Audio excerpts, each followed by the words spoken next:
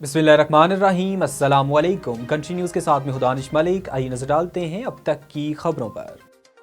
वज़ीर आज़म शहबाज शरीफ अमीर कतर की दावत पर दोहा में अक़वाम मुत्तहिदा की कॉन्फ्रेंस में शिरकत के लिए कल कतर रवाना होंगे। तर्जमान दफ्तर खारजा की जानब से जारी बयान के मुताबिक अमीर कतर की दावत पर वज़ीर आज़म मोहम्मद शहबाज शरीफ 5 से 6 मार्च को दोहा जाएंगे, जहाँ वो अक़वाम मुत्तहिदा के ज़ेर एहतमाम कम तरक्की याफ्ता ममालिक की 5वीं कॉन्फ्रेंस में शिरकत करेंगे। मुस्लिम लीग नून लाइट्स फोरम ने सुप्रीम कोर्ट के जज जस्टिस मुज़ाहिर नकवी के खिलाफ सुप्रीम जुडिशल काउंसिल में शिकायत दर्ज करा दी। जस्टिस मुज़ाहिर नकवी के खिलाफ शिकायत ऑडियो लीक की बुनियाद पर दायर की गई है।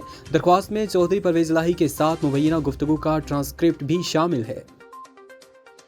मोहम्मद खान भट्टी चौधरी परवेज़ इलाही और मोनस इलाही के खिलाफ वादा माफ गवाह बनने के लिए तैयार हो गए हैं। प्रिंसिपल सेक्रेटरी पंजाब मोहम्मद खान भट्टी ने परवेज़ इलाही और मोनस इलाही के खिलाफ अपना एतराफ़ी बयान भी रिकॉर्ड करा दिया है। मोहम्मद खान भट्टी ने CRPCC के सेक्शन 164 के तहत अपने एतराफ़ी बयान में बताया कि उन्होंने ज़ेरे इल्तवा मुकदमात ख़त्म कराने के लिए अपना किरदार अदा किया।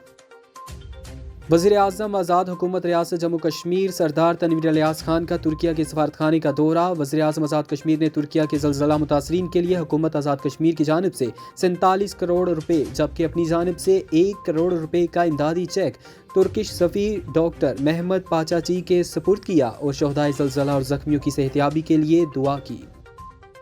चेयरमैन पाकिस्तान तहरीक इंसाफ इमरान खान ने पंजाब असम्बली के इंतखाबात के लिए लाहौर से PTI के उम्मीदवारों को फाइनल कर दिया। वज़ीर दाखिला राना सनाउल्लाह ने कहा कि चेयरमैन पाकिस्तान तहरीक इंसाफ इमरान खान एक इंतखाब पर संजीदा हैं तो बात हो सकती है। वज़ीर दाखिला राना सनाउल्लाह ने मीडिया से गुफ्तगू करते हुए कहा कि इमरान खान की मुखातब सियासी कुव्वतें नहीं बल्कि कोई और है, और अगर इमरान खान सियासतदान हैं तो वो सियासी कुव्वतों से बात करें।